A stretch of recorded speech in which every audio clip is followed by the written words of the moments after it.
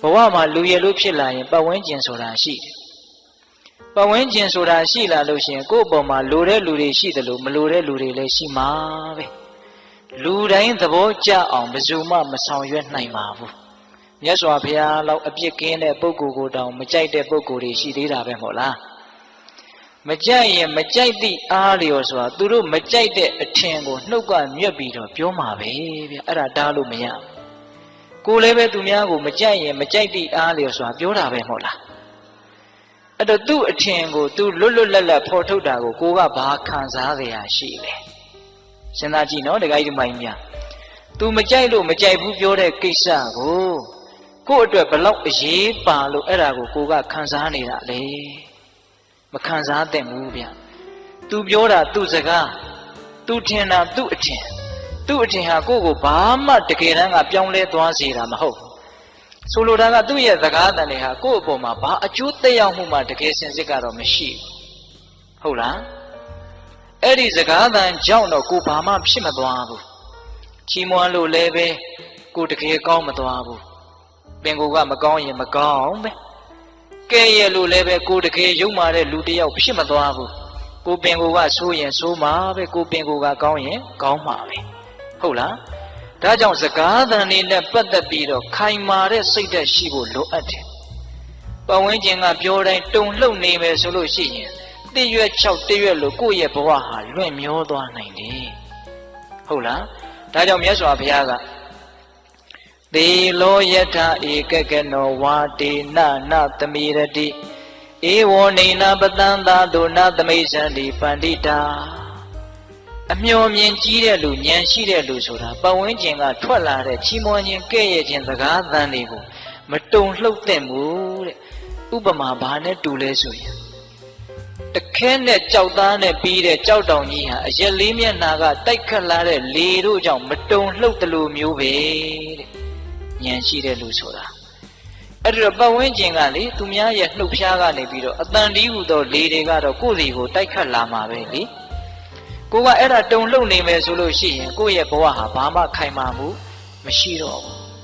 အဲ့တော့သူများပြောတိုင်းခံစားမနေနဲ့ခံစားနေရင်ကိုယ်မှာဒေါသဖြစ်တဲ့အချိန်ကုန်တယ်ဘာအကျိုးမှမရှိမခံစားဖို့ရာကလည်းကိုကနှလုံးသွင်းမှန်ဖို့လိုသေးတယ်ဘယ်လိုနှလုံးသွင်းရမှာလဲဆိုတော့အဲ့ဒီစကားသံတက်ကြောင့်တော့ငါဘာမှပြောင်းလဲမသွားဘူးဆိုတဲ့အချက်သူကောင်းတယ်ပြောလို့လည်းတကယ်ကောင်းတာမဟုတ်သူဆိုးတယ်ပြောလို့လည်းကိုတကယ်ဆိုးသွားတာမဟုတ်ဘူးကိုကတော့ငကိုအတိုင်းပဲသူထင်တာသူ့အထင်ပဲလေသူပြောတာသူ့အပြောပဲလေဟုတ်လားတချို့ဓာကိုသဘောမပေါက်တော့ကဲ့ရဲ့တန်ကိုမခံနိုင်လို့ရှက်လွန်းလို့ဘဝကိုအဆုံးစီရင်သွားတဲ့လူတွေတောင်ရှိတယ်ဟုတ်လားချီးမွမ်းတဲ့တွေကိုမခံနိုင်လို့အောက်ခြေတွေလော့ပြီးတော့တဲဟုတ်တဲ့ငါပဲဆိုပြီးတော့မတူမတန်တယ်လို့ပတ်ဝန်းကျင်ကိုဆက်ဆံသည့်အထိမိုက်မဲတဲ့လူတွေရှိတယ်ချီးမွမ်းခြင်းကဲ့ရဲ့ခြင်းလေပြင်းများမှာမရှုမလားကြဆုံးသွားတာဟုတ်လားဒါကြောင့်ဘေးကဘာပြောဒါလေးနဲ့ပတ်သက်ပြီးတော့အတူယူစရာအားကျစရာလေးဦးဇင်းတို့ပြောပြခြင်းတယ်မြတ်စွာဘုရားလက်ထက်ကယဟန်တော်လေးတစ်ပါးတောရဆောက်တည်ပြီးတော့တောအုပ်ရဲ့တနေရာမှာသင်္ကန်းကျောင်းလေးဆောက်ပြီးတော့ရွာနဲ့မနီးမဝေးတည်င်းသုံးပြီးတော့နေတာထူးခြားတာကဘာလဲဆိုတော့အဲ့ဒီရွာကအိမ်တအိမ်ကဒကာဒကမတွေနဲ့အဲ့ဒီယဟန်တော်လေးကအင်မတန်ရင်းနှီးတယ်အင်မတန်ခင်တယ်ခင်တော့တခါဆိုအဲ့ဒီအိမ်ကိုသွားပြီးတော့လဲတယ်တရားစကားပြောတယ်အိမ်ကလူတွေကလည်းသူ့ကိုသားလို့ညီလို့အကိုလို့ချစ်တယ်ခင်တယ်ကြည်ညိုတယ်ပေါ့ဟုတ်လားအဲ့ဒီလိုနဲ့တခါတလေဆိုသူကညစ်နဲ့မှပြန်တယ်အဲ့ဒီအိမ်မှာပဲနေတာအဲ့ဒီလိုနဲ့ဆက်ဆံမှုကသိရင်းနှီးလွန်းတော့အဲ့ဒီသင်္ကန်းကျောင်းလေးနားမှာရှိတဲ့တစ်ပင်ကိုစောင့်တဲ့တစ်ပင်ဆောင်နှက်ကစိုးရိမ်တယ်ဒီယဟန်လေးရဲ့ပုံမှာသူကမေတ္တာရှိတယ်ဗျဒီယဟန်လေးအဲ့ဒီအိမ်ကိုအင်မတန်ရင်းနှီးတာပဲရင်းနှီးလွန်းအားကြီးပြီးတော့ပျက်စီးသွားရင်တော့ဒုက္ခအဲ့ဒီလိုယဟန်တော်လေးအပေါ်မှာကောင်းစီခြင်းနဲ့စိတ်ရှိတဲ့အတွက်ကြောင့်ပျက်စီးမှဆိုးလို့ဆိုပြီးတော့အဲ့ဒီအိမ်ကိုမသွားအောင်ဆိုပြီးတော့ဘာလုပ်တယ်လဲဆိုတော့အဲ့ဒီနတ်က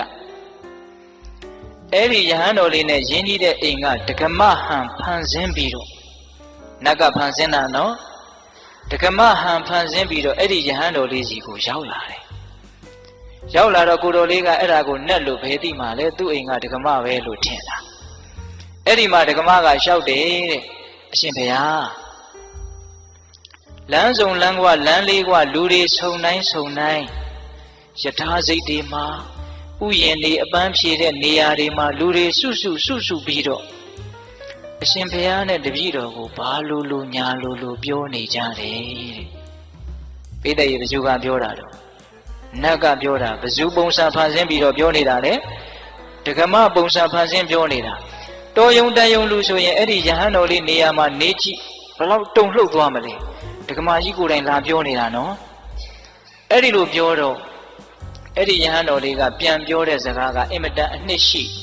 သူဉာဏ်ဘယ်လောက်ကြီးသလဲလောကရဲ့အပေါ်မှာသူဘယ်လိုရှုမြင်ထားသလဲဆိုတာကိုခံမှန်းလို့ရတယ်။ဘာပြန်ပြောတုံဆိုတော့ဒကမကြီးတဲ့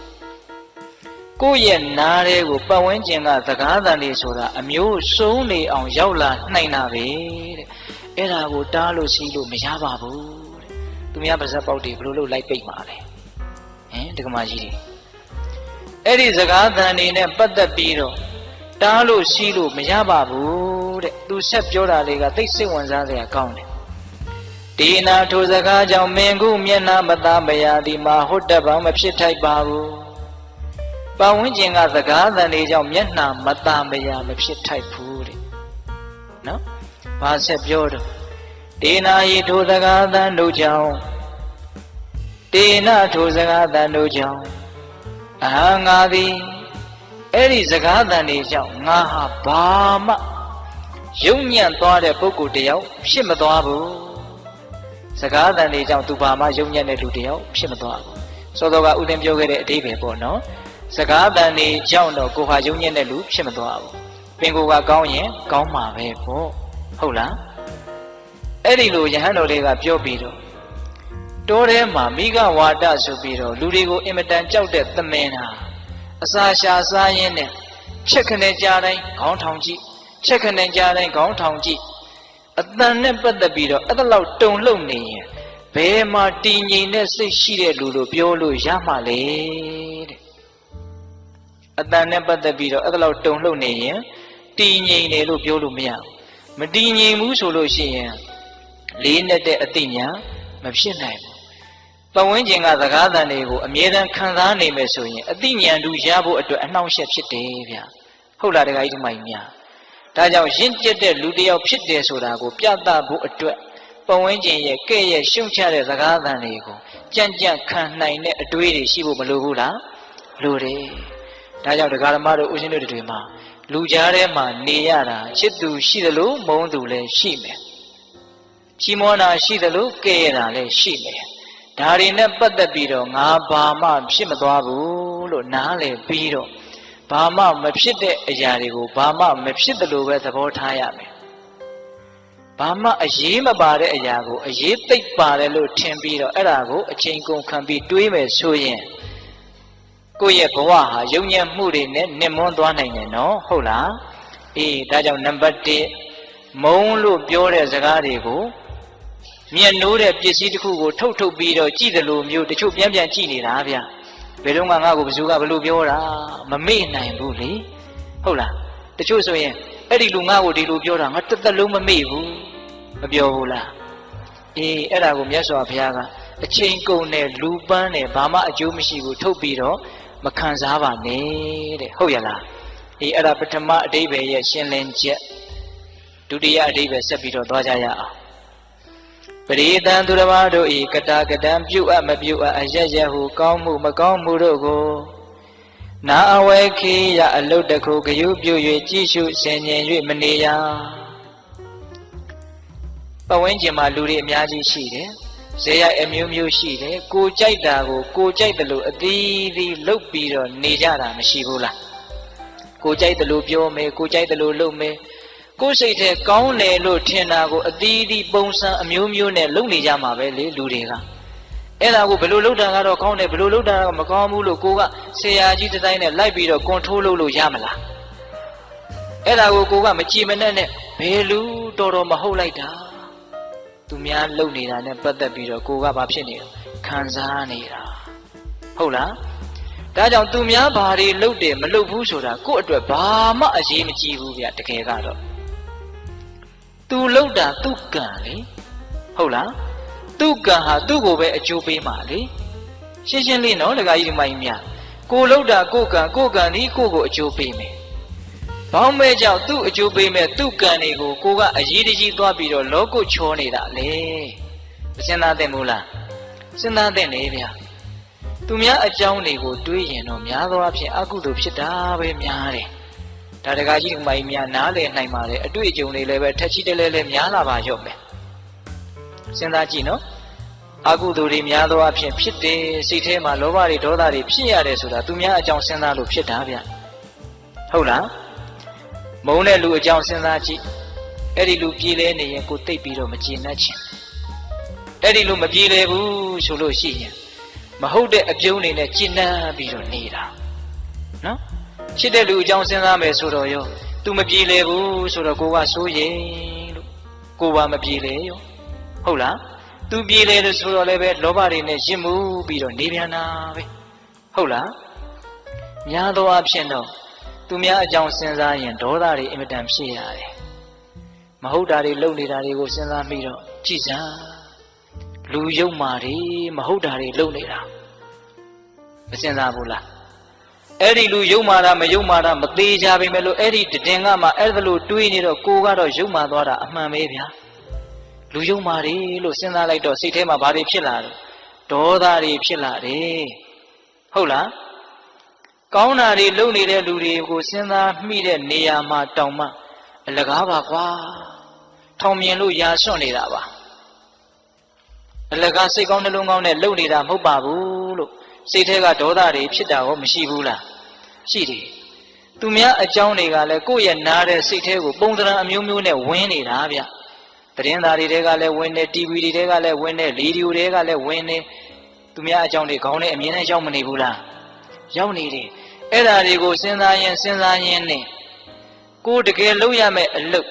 ကိုယ့်အတွက်အင်မတန်အဖို့တန်တဲ့အချိန်တွေဟာအများကြီးဆုံးရှုံးသွားတာမသေးကြဘူးလား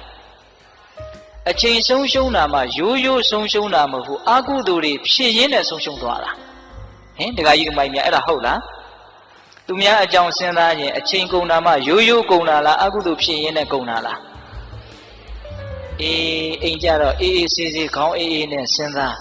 ငါရဲ့ကုန်ခဲ့တဲ့အချိန်တွေဟာသူများအကြောင်းစဉ်းစားရင်းနဲ့ကုန်ခဲ့တဲ့အချိန်တွေဘလောက်များလဲလို့စဉ်းစားကြည့်ဟုတ်ရလားဒါကြောင့်မြတ်စွာဘုရားကမဟာကရုဏာနဲ့ဆုံးမတာသူများဘာတွေလုပ်တယ်မလုပ်ဘူးဆိုတာမင်းအလုပ်မဟုတ်ဘူးတဲ့ဒါကြောင့်အဲ့ဒါကိုခေါင်းထဲထည့်ပြီးတော့အလုပ်ကြီးတစ်ခုလို့သဘောထားပြီးတော့စဉ်းစားမနေနဲ့တဲ့အပြတ်တားထားတာနော်ကိုရှင်တို့ဟောတာလားဘုရားဟောတာလားဘုရားဟောတာစိတ်ချမ်းသာခြင်းညတဲ့အကျိုးရှိခြင်းညတဲ့ဆိုရင်အဲ့ဒီတားမြစ်ချက်လေးတစ်ခုကိုသာလျင်တိတိကျကျအနည်းဆုံးအနည်းဆက်ဆုံးဖြစ်အောင်လိုက်နာနိုင်မယ်ဆိုရင်တကယ်ကိုစိတ်ချမ်းသာကြမှာပဲမယုံရင်လက်တွေ့လုပ်ကြည့်နော်သူများအကြောင်းတတ်နိုင်သမျှခေါင်းထဲကဖယ်ထားနိုင်မယ်ဆိုရင်စိတ်အင်မတန်ချမ်းသာဖို့နီးစပ်သွားပြီဟုတ်လားတခါကြီးဒီမိုင်းများသူများအကျိုးတွေကိုဆောင်ရွက်ခြင်းနဲ့ပရဟိတစိတ်တွေစိတ်ကောင်းနှလုံးကောင်းတွေမထားရဘူးလို့ဆိုလိုတာမဟုတ်ဘူးနော်များသောအားဖြင့်သူများအကြောင်းတွေးရင်လည်းအဲ့ဒါလိုတွေးတာမဟုတ်ပါဘူးမကျေနပ်တာတွေပဲတွေးကြတာများပါတယ်နော်တခါကြီးဒီမိုင်းများဒါကြောင့်သူများဘာတွေလုပ်တယ်မလုပ်ဘူးဆိုတာကိုယ့်အတွက်ဘာမှအကျိုးမရှိတဲ့အတွက်ကြောင့်ကိုယ်လည်းတကယ်သူတို့ကိစ္စကိုဘာမှဝင်ဆွတ်နိုင်တာမဟုတ်တဲ့အတွက်ကြောင့်အကုသိုလ်တွေများတဲ့အတွက်ကြောင့်အဲ့ဒါကိုမစင်စားပါနဲ့တဲ့ဒါဒုတိယတားမြစ်ချက်ဆုံးမချက်ဟုတ်ရလားပရိသံသူတစ်ပါးတို့ဤကတာကတံပြုအပ်မပြုအပ်အယယဟုကောင်းမှုမကောင်းမှုတို့ကိုနာအဝေခေယအလုံးတစ်ခုဂယုပြု၍ကြည်ရှုဆင်ခြင်၍မနေရတောင်မြုပ်စတော်ကြီးအလက်ပေးတာအင်မတန်ကောင်းတယ်အလုံးတစ်ခုဂယုပြု၍ကြည်ရှုဆင်ခြင်၍မနေရ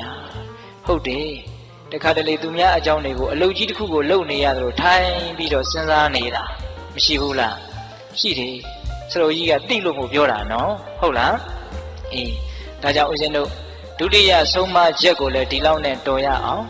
တတိယဆုံးမချက်ကိုနည်းနည်းလေးဦးစားပေးပြီးတော့ပြောခြင်းလို့တတိယဆုံးမချက်ကဘာလဲ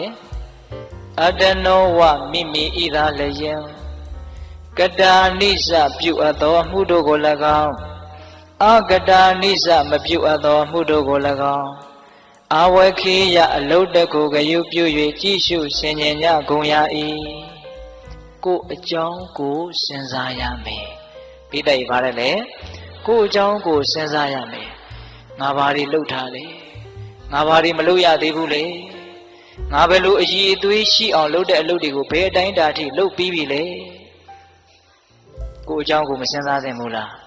စဉ်းစားသင့်တယ်ကိုအကြောင်းကိုပြဿနာကိုယ့်ကိုဖြေရှင်းရမှာဗျာဘယ်သူကမှဝိုင်းပြီးတော့တစီကလေးဖြေရှင်းမပေးနိုင်ဘူးတကယ်စင်စစ်ဟုတ်လားဒါကြောင့်ကိုအကြောင်းကိုပယ်ပယ်နေနေစုံကြီးစမ်းကြီးကိုအကြောင်းကိုစဉ်းစားရအဲ့ဒီအကြောင်းကိုဦးဇင်းတို့ကဦးစားပေးပြီးတော့ပြောချင်တယ်ကိုအကြောင်းကိုစဉ်းစားတဲ့နေရာမှာကိုအကြောင်းကိုစဉ်းစားတဲ့အပိုင်းရှိတယ်ကိုရဲ့အကြောင်းကိုကိုသိအောင်လုပ်တဲ့အပိုင်းရှိတယ်ဦးဇင်းတို့ဒီကနေ့ညနှစ်ပိုင်းပြောသွားမယ်ကိုအကြောင်းကိုစဉ်းစားရမယ်သိအောင်လည်းလုပ်ရမယ်ဒီစကားလေးတွေကအင်မတန်အနှစ်ရှိတယ်လို့ဦးဇင်းတို့ယုံကြည်ပါတယ်တည်တည်ချာချာနားဆိုင်ထောင်ကြနော်ဒကမကြီးများကိုရဲ့အကြောင်းကိုကိုစဉ်းစားရမယ်ပြီးတော့ကိုအကြောင်းကိုသိအောင်လည်းလုပ်ရမယ်ဘယ်နှချက်လဲနှစ်ချက်ရပထမစဉ်းစားရမယ်ဆိုတာလေးကိုပြောကြည့်ရမြတ်စွာဘုရားအထက်ထက်တိုက်တွန်းပါတယ်ဗျာဦးဇင်းတို့ယဟန်တော်တွေကိုစဉ်းစားရမယ်အချက်10ချက်ဆိုပြီးတော့ဟောထားတာရှိတယ်အဲ့ဒီတဲကတစ်ချက်စိတ်ဝင်စားစရာသိကောင်းတယ်ဒကာကြီးဒကမကြီးများနဲ့လည်းပတ်သက်တယ်လို့ထင်တယ်မေငါဤရတိန်တိဝါညစ်နေတို့သည်ကထံဗုဒ္ဓတအဘေတုဖြည်းဖြည်းဖြစ်စဉ်ဝီတိဝတ္တန္တိကုံလွန်၍သွားကြကုန်တည်းဣတိဤသို့ပပ္ပစိတေနာသာသနာဝန္တံရှင်ယဟန်တိအဘိနံနိညမပြပိစဝခိတဗ္ဗာနိဆင်ញင်တိုက်ကုန်၏ငါရဲ့နေ့တွေရက်တွေဟာဘယ်ပုံစံနဲ့အချိန်ကုန်ခဲ့တာလဲလို့ယဟန်ဖြစ်တဲ့ပုဂ္ဂိုလ်ဟာစဉ်းစားရမယ်စဉ်းစားတာမှအမြဲတမ်းစဉ်းစားရမယ်အဘိနံအမြဲတမ်းစဉ်းစားရမယ်တဲ့ဒကာကြီးဒကာမကြီးများကမစဉ်းစားတတ်ဘူးလားစဉ်းစားတတ်တယ်ငါရဲ့နေ့တွေရက်တွေဘလို့ကုန်ခဲ့တာလဲတနည်းအားဖြင့်ငါရဲ့အသက်တွေဘလို့ကြီးခဲ့တာလဲပြန်စဉ်းစားကြည့်စမ်းအခုအသက်90ရှိပြီဘာတွေမေမေရရကိုယ့်အတွက်ထောက်ထောက်ခံခံဖြစ်မဲ့ကိစ္စတွေဘာတွေလုပ်ထားလဲဘာတွေခိုင်ခိုင်မာမာကို့မှာအသိဉာဏ်တွေရှိပြီလေဘိုးတော်ဝါဒရောင်ပေးပေးရောင်နာနာနဲ့အချိန်ကုန်ခဲ့တာများတယ်ဒီစကားကဘယ်သူကိုပြောလွဲခဲ့ပါတယ်ဗျာဘာကြောင့်လဲဆိုတော့သူလဲတူတူကိုလဲတူတူပဲလေဖြစ်တယ်လို့ပဲနေကြတာဗျာဒကာကြီးဒကာမကြီးများဟုတ်လားအသက်တွေသာကြီးလာတာစိတ်ချရတဲ့ကျင့်တတ်ရတဲ့အားရှိစေတဲ့အသိဉာဏ်တွေရအောင်ဘယ်သူမှမလုပ်ရသေးတာများတယ်လုပ်ပြီးသားလို့အင်မတန်နေတယ်ကိုအားမရတော့မကျင့်တတ်သောလူတွေပဲများတယ်ဗေဒင်ဟောနေတာမဟုတ်ဘူးနော်အတက်ပြောနေတာဦးဇင်းတို့ကဟုတ်လားလူတော်များများဟာကိုအားမရဘဲနဲ့မကျင့်တတ်ဘဲနဲ့နေရတာဒီကမကြီးများအဲ့ဒါဟုတ်လားသေချာစဉ်းစားကြည့်နော်ဘာဖြစ်လို့အားမရဘဲနဲ့မကျင့်တတ်ဘဲနဲ့နေရလဲဆိုတော့အားရเสียရရှိအောင်ကျင့်တတ်เสียရရှိအောင်လုပ်မှမထားပဲကိုစိတ်ကအမှန်သိတယ်ဗျာကို့မှာအားရเสียရမရှိဘူးဆိုရင်အားရတဲ့စိတ်ကဖြစ်မှာမဟုတ်ကို့မှာကျင့်တတ်เสียရတကယ်မရှိဘူးဆိုရင်ကျင့်တတ်တဲ့စိတ်ကတကယ်ဖြစ်မှာမဟုတ်ဟုတ်ရဲ့လားဒါကြောင့်မြတ်စွာဘုရားကကိုအသက်ဘလို့ကြီးခဲ့တာလဲကိုရဲ့နေ့တွေရက်တွေလတွေဘလို့ကုန်ခဲ့တာလဲဆိုတာကိုလေးလေးနက်နက်စဉ်းစားသမ်းပါအရေးမပါအရာမရောက်တဲ့ကိစ္စတွေနဲ့ကုန်ခဲ့တာများတယ်ဗျဒီကမကြီးတွေအဲ့ဒါဟုတ်လားများသောအားဖြင့်တော့သူများအကြောင်းတွေစဉ်းစားရင်းနဲ့အချိန်ကုန်ခဲ့တာအဲ့ဒါတွေကိုပြန်လဲတုံ့ပြန်ရင်းနဲ့အချိန်တွေကုန်ခဲ့တာနှမျိုးစရာမကောင်းဘူးလားဒါကြောင့်မြတ်စွာဘုရားကကိုယ်အကြောင်းကိုစဉ်းစားရမယ်ဘယ်လိုစဉ်းစားရမှာလဲငါဘာတွေလှုပ်ပြီးပြီလဲငါဘာတွေမလှုပ်ရသေးဘူးလဲအဲ့ဒီအလုတ်ကလည်းဘလောက်အဖိုးတန်တဲ့အလုတ်လဲဘလောက်အဖိုးမတန်တဲ့အလုတ်လဲဒါလည်းပဲအရေးကြီးသေးတယ်နော်အတနောဝမိမိဤသာလျင်ကတာနိစ္စပြုအပ်သောမှုတို့ကို၎င်းအကတာနိစ္စမပြုအပ်သောမှုတို့ကို၎င်းအဝေခေယအလုတ်တစ်ခုဂယုပြု၍ကြည့်ရှုဆင်ခြင်ကြကုန်ရ၏ကိုဘာတွေလုပ်ပြီးပြီလဲဘာတွေမလုပ်ရသေးဘူးလဲဆိုတာကိုစဉ်းစားရမယ် စဉ်းစားလိုက်လို့ရှိရင်ကိုယ်အကြောင်းကိုစဉ်းစားရင်နှစ်မျိုးတွေ့မယ်ဗျတရားကိုဦးဇင်းကအစီအစဉ်လေးချပြီးတော့ပြောနေတာနော်ကိုယ်အကြောင်းကိုစဉ်းစားရမယ်သိရမယ်လို့စောစောကနှစ်မျိုးပြောခဲ့တယ်နော်အခုစဉ်းစားရမယ်အပိုင်းကိုပြောနေတာသိရမယ်အပိုင်းကိုမပြောသေးဘူးစဉ်းစားတဲ့အပိုင်းမှာလည်းပဲစဉ်းစားရင်လည်းနှစ်မျိုးတွေ့မယ်ကိုယ်အကြောင်းကိုစဉ်းစားရင်ဘယ်နှမျိုးတွေ့မယ်နှစ်မျိုးတွေ့မယ်အဲ့ဒါကဘာလဲဆိုတော့ကိုယ့်ရဲ့မကောင်းကွက်ကိုယ့်ရဲ့ကောင်းကွက်တနည်းအားဖြင့်ကိုယ့်ရဲ့မကောင်းတာရဲ့ကိုယ့်ရဲ့ကောင်းတာရဲ့ဒီနှစ်မျိုးကိုတွေ့ရမယ်တရားဓမ္မတို့ဦးဇင်းတို့ဆိုတာကောင်းတာရဲ့မကောင်းတာရဲ့ကိုရောမှွေထားတာပဲမဟုတ်လားကောင်းတာကြီးပဲလားမဟုတ်ဘူးဒါမြင်မကောင်းတာကြီးပဲလားမဟုတ်ဘူးကောင်းတာတွေလည်းရှိတယ်မကောင်းတာတွေလည်းရှိတယ်မကောင်းတာတွေကိုလည်းမကောင်းဘူးလို့သိရတယ်ကောင်းတာတွေကိုလည်းကောင်းတယ်လို့သိရတယ်မကောင်းတာကိုမကောင်းဘူးလို့ငါမယ်မကောင်းတာတွေရှိတယ်လို့စဉ်းစားမိတော့ဘာအကျိုးရှိလဲဆိုတော့ဩဒီမကောင်းတာတွေဟာငါ့ကိုမကောင်းကျိုးကိုဖြစ်စေမှာလို့စဉ်းစားပြီးတော့အဲ့ဒီမကောင်းတာတွေကနေလွတ်မြောက်အောင်ကြိုးစားဖို့ဒါအရေးကြီးတယ်နော်တခါယူမိုက်မြမကောင်းတာကိုစဉ်းစားတယ်ဆိုတာအလကားစဉ်းစားတာမဟုတ်ဘူးအဲ့ဒီမကောင်းမှုကနေယုံထွက်ဖို့ဆိုတဲ့ရည်ရွယ်ချက်နဲ့စဉ်းစားရမှာဟုတ်လားကောင်းတာကိုစဉ်းစားတယ်ဆိုတာလည်းဘဝင်မြင့်ဖို့စဉ်းစားတာမဟုတ်ဘူးအဲ့ဒီကောင်းတာကိုစဉ်းစားလိုက်တော့ဩငါတန်တယ်ပဲကောင်းတာတွေလည်းရှိပါလားဆိုတော့ပီတိတွေနဲ့အားဖြစ်လာတယ်အားဖြစ်ဖို့အတွက်စဉ်းစားရတာမကောင်းတာကိုကြတော့ယုံထွက်ဖို့စဉ်းစားရတာကောင်းတာကိုကြတော့ရှစ်ဆက်ဓာတ်တဲ့ကောင်းခြင်းစိတ်တွေပေါက်လာအောင်အားဖြစ်ဖို့စဉ်းစားရတာတူသလားမတူဘူးမြတ်စွာဘုရားကတော့ဥပမာနဲ့ပြောတယ်ဗျာအင်မတန်လှခြင်းပခြင်းနဲ့လူလင်ပြိုလုံးမပြိုကလေးရေမိုးချိုးပြီးတော့ဘာလုပ်တော့ဆိုမှန်ကြည့်မယ်လေမှန်မကြည့်ဘူးလားကြည့်တယ်နော်ဒီလူတွေနေတိုင်းအသက်ကြီးတာကြည့်တယ်မှန်ကတော့နေတိုင်းကြည့်ကြမယ်ထင်ပါလေဟင်ဒီကမကြီးများမှန်ကြည့်တဲ့နေရာမှာရည်ရွယ်ချက်နှစ်မျိုးရှိတယ်ဗျအမလီဦးစင်းရဲ့မှန်ကြည့်တာများကြီးကြီးကျယ်ကျယ်ရည်ရွယ်ချက်နှစ်မျိုးရည်ရွယ်ချက်တွေပါတယ်များပြောနေရသေးလားလို့မအောင်မင်းနဲ့ရည်ရွယ်ချက်နှစ်မျိုးရှိတယ်ဗျဒီကမကြီးများမှန်နေတိုင်းကြည့်နေတာအဲ့ဒီရည်ရွယ်ချက်ကလေးပြောများပြောနိုင်မလားမသိမှန်ကြည့်တဲ့ရည်ရွယ်ချက်နံပါတ်1မျက်နှာပေါ်မှာမတင့်တယ်တာတွေမတက်ရက်တာတွေမြင်လို့မကောင်းကြည့်လို့မကောင်းတာတွေတွေ့လို့ရှိရင်အဲ့ဒါတွေကိုဖယ်ရှားပစ်ဖို့ဟုတ်လားအညစ်အကြေးတွေမြန်ပေးနေလားမျက်ဝတ်တွေမြန်ထွက်နေလားဟုတ်လားအဲ့ဒါတွေမကောင်းတာတွေရှိနေရင်ဘာလို့ပစ်ဖို့လဲ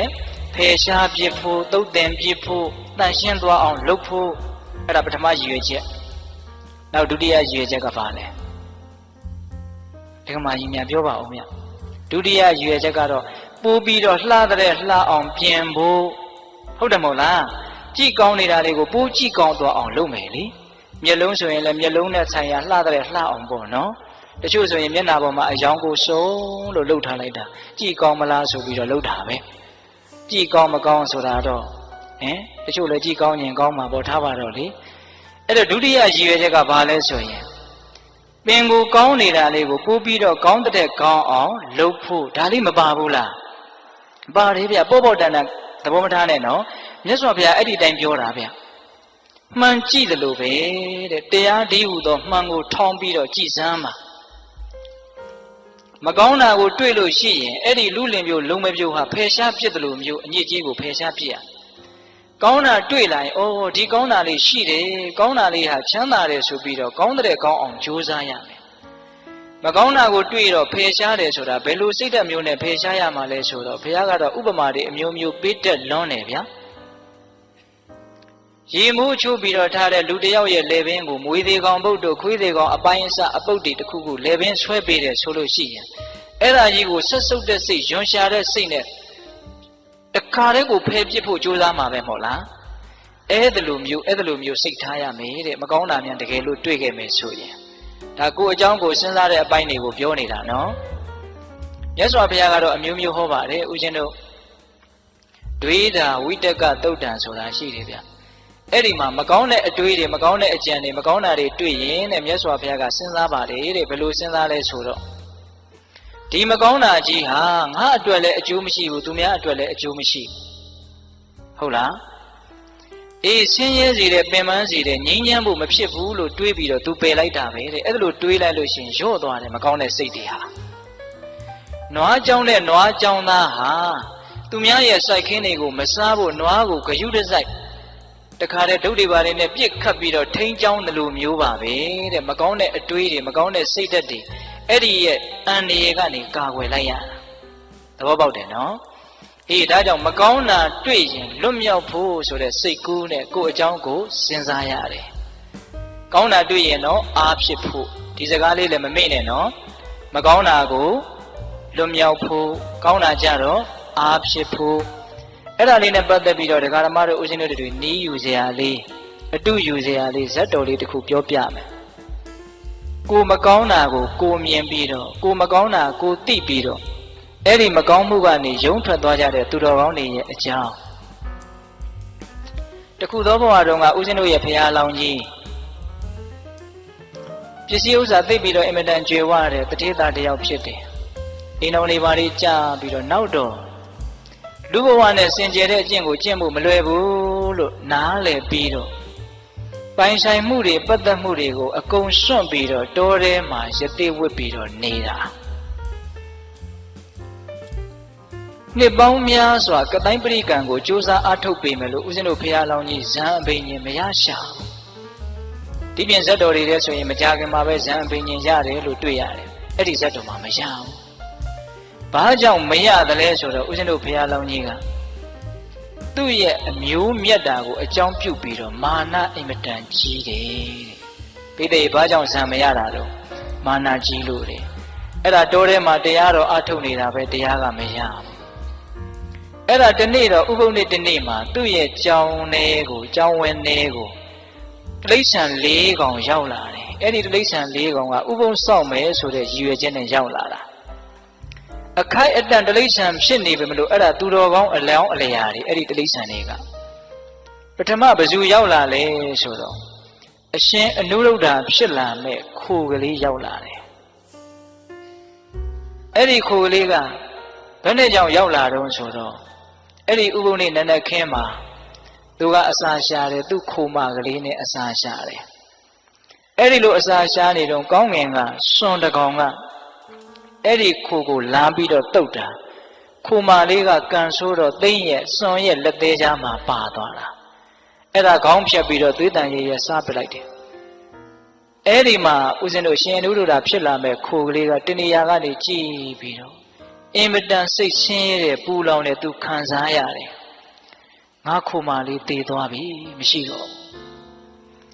အဲ့ဒါနဲ့သူအစာဆက်ရှာလို့မရဘူးအင်မတန်ဆင်းရဲတယ်အဲ့ဒီမှာသူစဉ်းစားတယ်တဲ့ဘာစဉ်းစားတော့ဆိုတော့ဒီလောက်ပူလောင်တဲ့ဆင်းရဲဘာကြောင့်ဖြစ်တယ်လဲလို့စဉ်းစားတယ်တဲ့ဦးဇင်းကဒါလေးတွေကိုသဘောကျတာဗျစိတ်တွေဆင်းရဲလာပြီဆိုရင်ရက်ပြီးတော့နည်းနည်းလောက်စဉ်းစားကြည့်စမ်းပါတရခန့်ရှာတာနော်ဒါဘာကြောင့်ဆင်းရဲတာလဲဒါလေးစဉ်းစားတဲ့အဲ့ဒီတော့အဲ့ဒီခိုလေးကဉာဏ်ရှိတဲ့ခိုကလေးဆိုတော့အဖြေမှန်တွေ့တယ်ဩငါရဲ့ခိုမရဲ့အပေါ်မှာမပြတ်သားတဲ့တန်ရောစဉ်အနှောင်အဖွဲကြောင့်ငါစိတ်ဆင်းရဲရတာကိုစွန်ရဲကြောင့်စိတ်ဆင်းရဲတာလို့ဒီလိုအဖြေမှားမတွေ့ဘူးနော်ခိုမလေးသေလို့စိတ်ဆင်းရဲတာလို့လည်းဒီလိုအဖြေမှားမတွေ့ဘူးနော်ဒီပြင်ခိုမတွေလည်းသေးနေတာပဲဗျအဲ့ဒါသေတော့သူစိတ်ဆင်းရဲလားမဆင်းရဲဘူးဘသူခိုသေလို့သူစိတ်ဆင်းရဲတာလဲငါခိုသေလို့စိတ်ဆင်းရဲတာအဲ့ဒီငါခိုဆိုတာကိုကစပြီးတော့ဆက်သွယ်မှုတန်ရောစဉ်ပေါ့ဗျာဟုတ်လားအဲ့ဒီတော့အဲ့ဒီတန်ရောစဉ်တဏှာတရားကြောင့်သူစိတ်ဆင်းရဲတာလို့အကြောင်းမှန်ကိုတွေ့တော့သူအကြောင်းသူစဉ်းစားတာနော်ဒကမကြီးများဒီတဏှာတန်ရောစဉ်ကိုငါပေတတ်မယ်နှိပ်ကွမယ်ဆိုတဲ့စိတ်နဲ့အဲ့ဒါဦးဇင်းတို့ဖရာလောင်းရဲ့အကြောင်းကိုရောက်လာတာတဲ့သူ့ရဲ့ဥပုသ်ဆောင်ခြင်းရည်ရွယ်ချက်တဏှာတန်ရောစဉ်တွေကိုစွန့်ခွာဖို့နှိပ်ကွဖို့အနိုင်ယူဖို့ဆိုတဲ့ရည်ရွယ်ချက်နဲ့အကြောင်းကိုရောက်လာတာဥပုသ်တွေဥပုသ်ဆောင်ကြတဲ့အခါမှာဒီလိုရည်ရွယ်ချက်လေးတွေရှင်းတုန်းကရှိခဲ့ဘူးတယ်ဆိုတာလေးကိုသတိထားဖို့မလိုဘူးလားလိုတယ်အဲ့ဒါကခိုရဲ့ရောက်လာခြင်းအကြောင်းနောက်ထပ်ရောက်လာတာကမွေတကောင်ရောက်လာတယ်အဲ့ဒီမွေကရှင်သာရိပုတ္တရာဖြစ်လာမဲ့မွေသူကဘာလို့ရောက်လာတော့ဆိုတော့တောထဲမှာသူ့နေရာသူနေတာပါပဲအဲ့ဒါအဲ့ဒီရွာနီးနားကလူတွေက တကူလုံးဆွတ်ဆွတ်ဖြူနေတဲ့နွားလားဥတ္တဖကြီးကိုပန်းနေပန်းဆေးရောင်စုံလေးချဲပြီးတော့ပူဇော်ကြတာတဲ့ဗျာဥစီဘုံမောင်းနေတီးပြီးတော့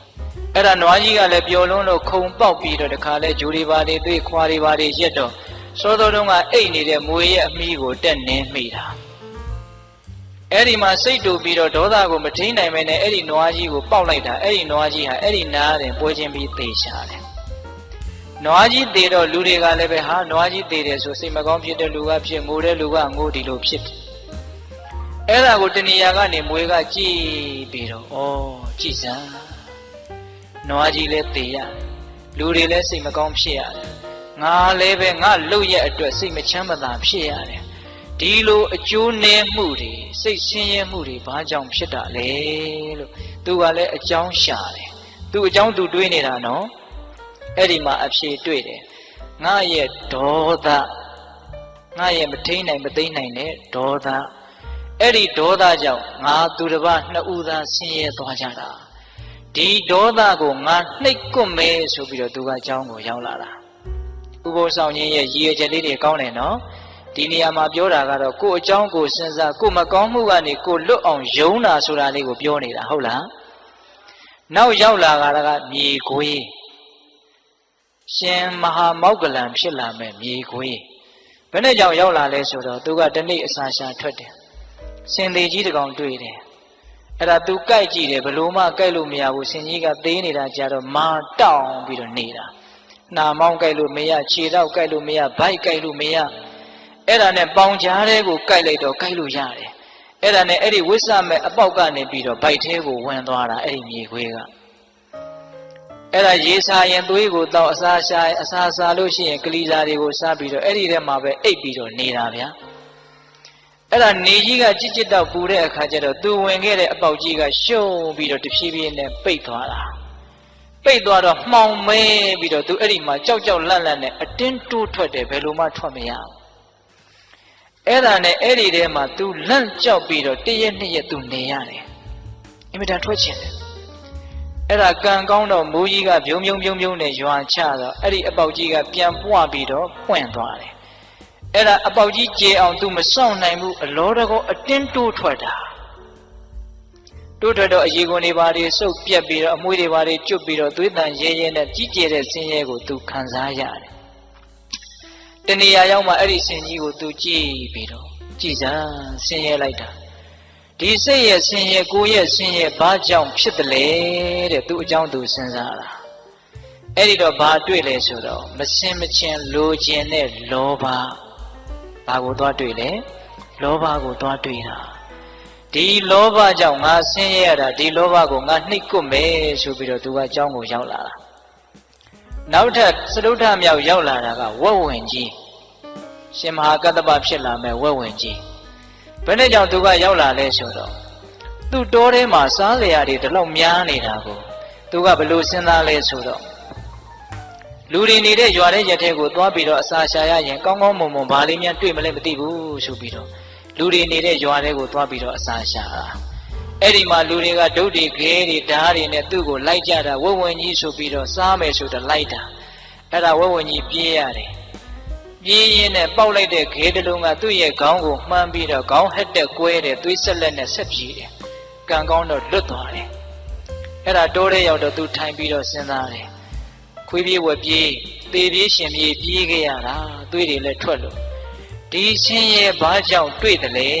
လို့သူစဉ်းစားတယ်တဲ့စဉ်းစားတော့စာထဲကသုံးလုံးထားတယ်ဗျာအတိလောဘတဲ့ပိဋကရပါတဲ့တော့အတိလောဘဆိုတာကရှိတဲ့ရှိတိုက်တဲ့လောဘထက်ပိုပြီးတော့လွန်ကဲတဲ့လောဘပေါ့ဗျာဟုတ်လားစာဝတ်နေရေးမှာမပြည့်စုံတဲ့လူကကားစီးကျင်တာမျိုးဖြစ်ခြင်းဖြစ်မယ်ပေါ့ဟုတ်လားအေးအဲ့လိုမျိုးကိုယ်နဲ့မတန်မရာတွေမှန်းပြီးတော့စိတ်ရဲ့ပူလောင်မှုကိုကြံ့ကြံ့ဖန်ဖန်ယူကြတဲ့လူတွေအတိလောဘဒါမျိုးပြောတာနော်အဲ့ဒီအတိလောဘကြောင့်ငါဆင်းရဲတာလို့ဝက်ဝင်ကြီးကသိတော့အဲ့ဒီအတိလောဘကိုနှိပ်ကွမယ်ဆိုပြီးတော့ကျောင်းကိုရောက်လာတာတိရစ္ဆာန်၄ကောင်ရောက်လာတယ်နော်အဲ့ဒီနေ့မှာပဲထူးထူးခြားခြားဦးဇင်းတို့ဘုရားလောင်းကြီးကဇံအဘိညာဉ်ရတယ်ဘာကြောင့်ရတယ်လဲဆိုတော့သူ့ရဲ့မာနကိုနှိပ်ကွနိုင်လို့ အဲ့ဒါသူတယောက်တည်းနဲ့နှိကွတ်တာတော့မဟုတ်ဘူးဗျအကြောင်းအထောက်ပံ့အရှင်ပြည့်စေကဗုဒ္ဓတပါးကလာပြီးတော့ကူညီတာနန္ဒမူလှိုင်ကူမှာသတင်းသုံးတော်မူတဲ့ပြည့်စေကဗုဒ္ဓမြတ်တေတဲကတပါးလှမ်းပြီးတော့ကြည့်တဲ့အခါကျတော့ဘုရားလောင်းကိုမြင်တယ်ကြည်စမ်းမြင်းကောင်းခွာလိပ်ပန်းကောင်းအညွန့်ကျိုးဖြစ်နေတာဉာဏ်ပညာကြီးကျယ်ပါလဲကဲနဲ့မာနကရှေ့ကခံနေလို့ဇံပင်ကြီးမရရှာဘူးငါသွားပြီးတော့ကူညီမယ်ဆိုပြီးတော့ပြည့်စေကဗုဒ္ဓအရှင်မြတ်ကကောင်းကင်ခကြီးကနေဇံရင်စီးပြီးတော့ကြွလာတာအဲ့ဒါဦးဇင်းတို့ဘုရားလောင်းကြီးကသင်္ကန်းကျောင်းလေးထဲမှာနေနေတာကျောင်းရဲ့ဘေးမှာခင်းထားတဲ့ကြောက်ဖြာကြီးပေါ်မှာအဲ့ဒီရှင်ပြည့်စေကဗုဒ္ဓအရှင်မြတ်ကသတင်းသုံးတယ်ရှောတေသင်္ကန်းတန်ကြားတော့ဘုရားလောင်းယတိကကျောင်းထဲကနေထွက်လာကြည်စမ်းငါနေရာကိုငါမပေးဘဲနဲ့ပိုင်စိုးပိုင်နဲ့ဝင်ပြီးတော့ထိုင်နေလိုက်တာပင်ကိုကမှမာနကခက်ကြီးကြီးဆိုတော့ပြုံးငနဲ့သူ့ကိုဥထိတ်မထားရမလားဆိုတဲ့အတွေ့ဖြစ်ကောင်းဖြစ်မယ်ပေါ့နော်အဲ့ဒါသူအင်မတန်စိတ်တူတယ်ဘုရားလောင်းကြီးအဲ့ဒါပြည့်စေကဗုဒ္ဓအရှင်မြတ်ကြီးရှိကိုသွားပြီးတော့လက်ဖြစ်တီးပြီးတော့ဟဲသူရုပ်ပြက်လေလို့ဟဲလူရုပ်မှာဒီနာမနေနဲ့သွားလို့ပြောတာပါပဲအဲ့ဒီမှာပြည့်စေကဗုဒ္ဓအရှင်မြတ်ကသူတော်ကောင်းတင်ပေါင်းပဲကြောင့်ဒီလောက်မာနတွေကြီးနေတာလေတကယ်ဆိုရင်သင်ဟာလာမဲ့ဗဒ္ဓကဘာမှာလေးစုမြောက်ပွင့်မဲ့ဂေါတမဗုဒ္ဓဘုရားအလောင်းမဲ့သင်ရဲ့အဖေကဘယ်သူဖြစ်လိမ့်မယ်သင်ရဲ့အမေကဘယ်သူဖြစ်လိမ့်မယ်လက်ဝဲရံကဘယ်သူလက်ရရံကဘယ်သူဖြစ်လိမ့်မယ်လို့အနာဂတ်တွေကိုလာပြောနေတာအဲ့ဒါကိုဘုရားလောင်းကြီးကမကြားတစ်ချက်ကြားတစ်ချက်မာနတွေကနားကိုပိတ်ဆို့ထားတာနေမှာပေါ့ဗျာဟုတ်လားဖျားဖြစ်အောင်ဘယ်လိုလုပ်ရမှာလဲဘာမှမမေးဘူးဒီတိုင်းကြီးတိုင်ကြီးတိုင်ထောင်ထားသလိုတောင့်တောင့်ကြီးရက်နေတာမာနကြီးတဲ့လူဆိုတာအင်မတန်ခက်ထန်တယ်အင်မတန်တောင့်တင်းတယ်နေတာထိုင်တာကြီးကိုကစားတောင့်တောင့်တင်းတင်းကြီးအဲ့လိုဖြစ်တတ်တယ်ဟုတ်လားမြင်ရရင်မနှစ်မြို့စေရပုံတရံမာနကဖြစ်စေတယ်ဟုတ်လားတခါကြီးမိုက်မြကျမ်းဂန်နေတဲ့ကတော့မာနကြီးတဲ့လူကိုမြင်လို့ရှိရင်ပတ်ဝန်းကျင်ဟာအစိတ်ပြင်းထန်တဲ့မွေးတကောင်ကိုမြင်တယ်လို့မျိုးတုံ့ပြန်တတ်တယ်လို့အဲ့ဒါလိုဥပမာပေးတယ်မာနကြောက်စရာကောင်းတယ်နော်အတိညာဝင်ပေါက်တွေကိုလည်းပိတ်တတ်တယ်နော်အဲ့ဒီလိုပြည့်စေကဗုဒ္ဓအရှင်မြတ်ကဘယ်နဲ့ကြောင့်မာနကြီးနေတာတော့သင်ဘုရားလောင်းပဲလို့ပြောတာကိုဘုရားလောင်းကြီးကမကြားတစ်ချက်ကြားတစ်ချက်ဒီတိုင်းကြီးဖြစ်နေတာအဲ့ဒီတော့မှပြည့်စေကအရှင်မြတ်ကပြည့်စေကဗုဒ္ဓအရှင်မြတ်ကရုတ်တရက်ကောင်းငင်ကိုပြန်ပြီးတော့ခြေဘဝတော်မှာကတ်နေတဲ့မြူမုံတွေကိုဘုရားတော်ရသက်ရဲ့စံကြည်ကြားကိုကြအောင်တကိုးနဲ့ဖန်ဆင်းလိုက်တယ်အဲ့ဒါမော့ကြည့်တော့မျက်နှာပေါ်ကိုမြူမုံတွေကြအဲ့ဒီတော့မှဘုရားတော်ကြီးကကြည်စမ်းငါမာနတွေဒါကြည်နေတာငါပါလဲသူပါလဲအဲ့ဒီမှာစဉ်းစားလာဟုတ်လားငါမာနသာကြည်နေတာငါမှဘာစွမ်းမှလည်းမရှိအဲ့ဒီလိုသူစဉ်းစားတယ်နော်အဲ့ဒါနဲ့ဒီနေ့ဒီရဲ့အထိငါဇံပင်ရင်မရတာဒီမာနကြောင့်ပဲဒီမာနကိုငါနှိပ်ကွမယ်ဆိုပြီးတော့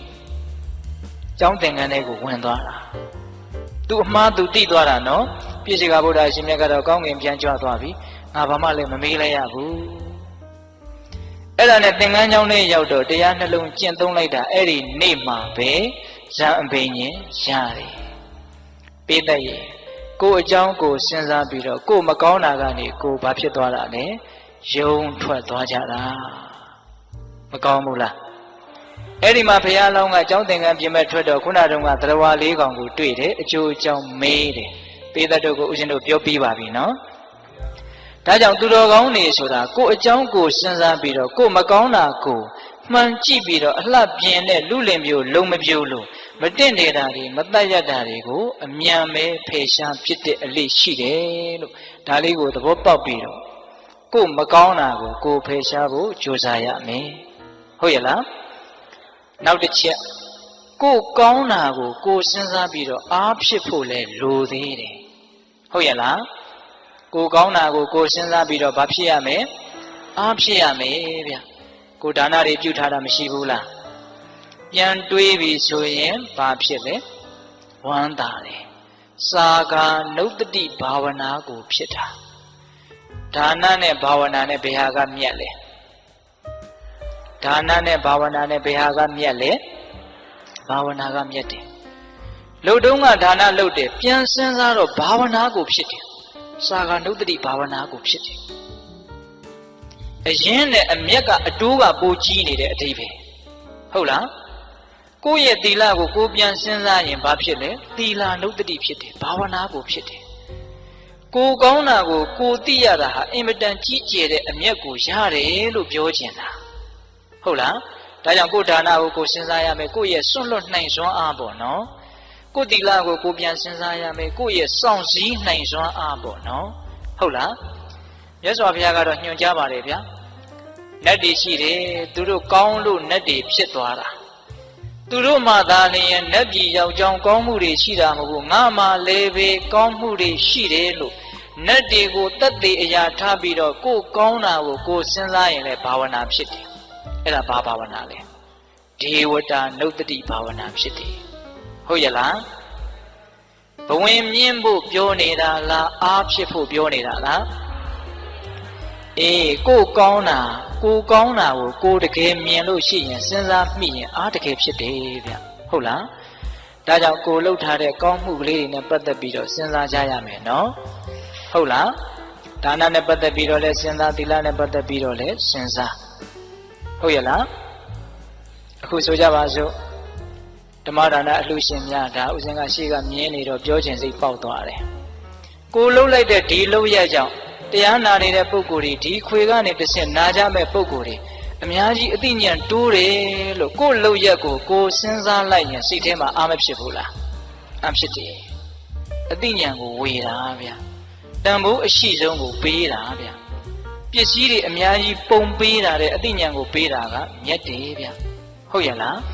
ဘာကြောင့်လဲဆိုတော့အသိဉာဏ်ဆိုတာတန်ဖိုးဖြတ်လို့မရပစ္စည်းဆိုတာတန်ဖိုးဖြတ်လို့ရတယ်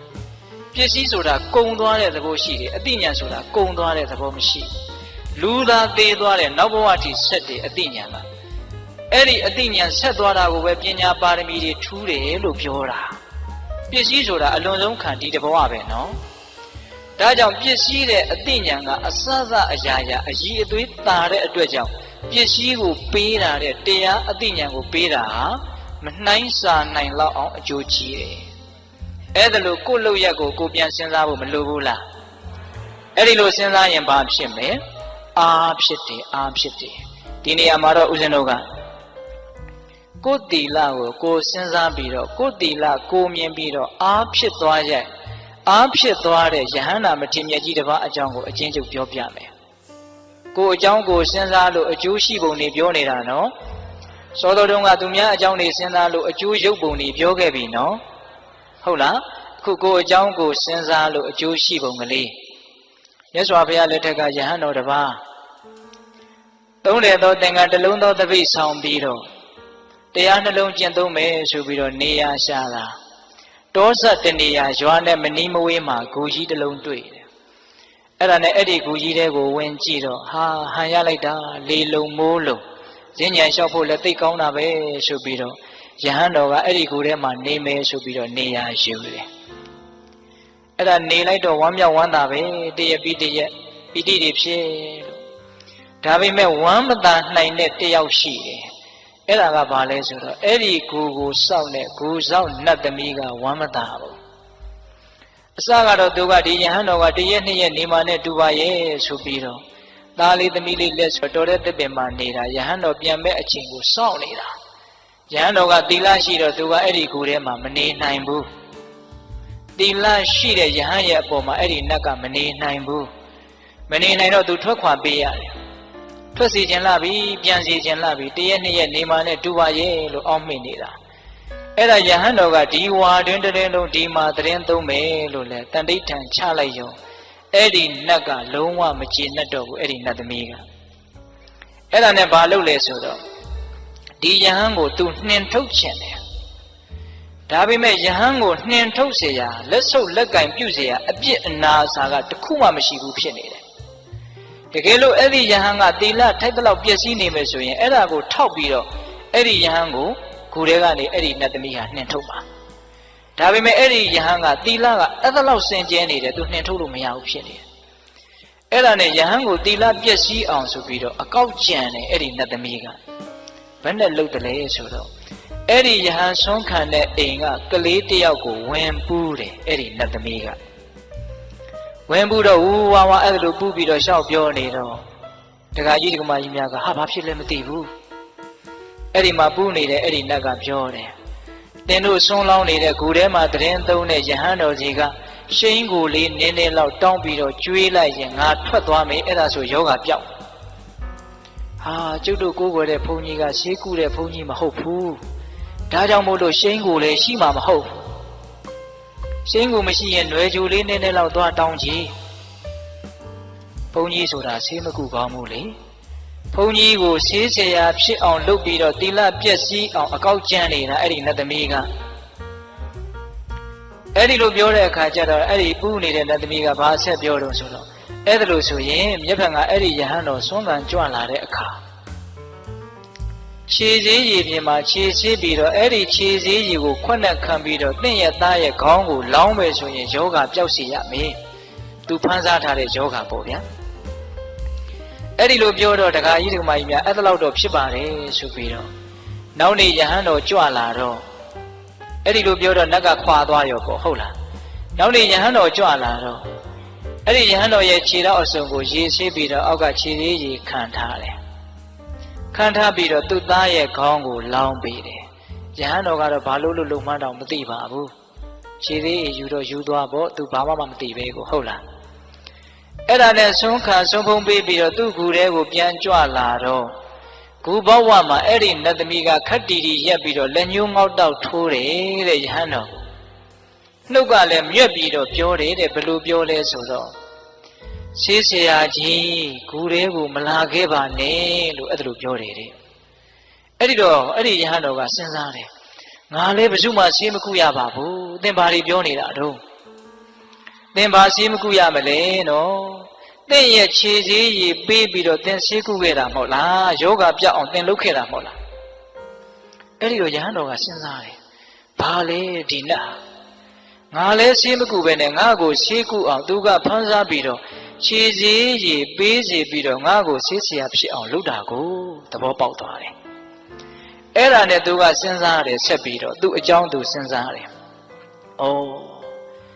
ငါဟာနတ်တစ်ပါးကတောင်မှအပြစ်ရှာလို့မရအောင်စင်ကြယ်တဲ့ငါပါလား